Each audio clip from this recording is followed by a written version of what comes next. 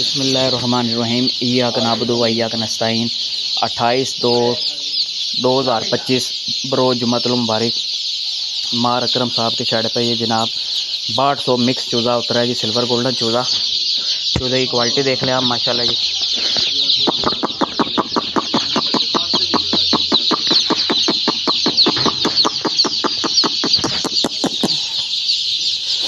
ये माशाल्लाह G silver golden चूज़ा है। आज जुम्मे का दिन है।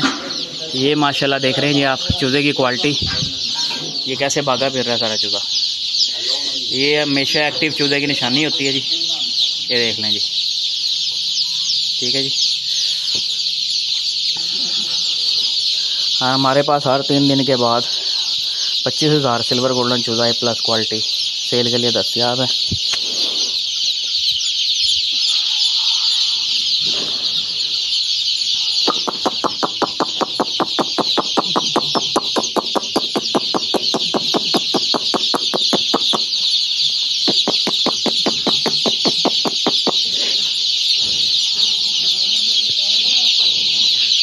सर्दियों में चूज़े का टेम्परेचर का ख्याल रखें। टेम्परेचर जितना ज़बरदस्त होगा उतना चूज़ा एक्टिव रहेगा।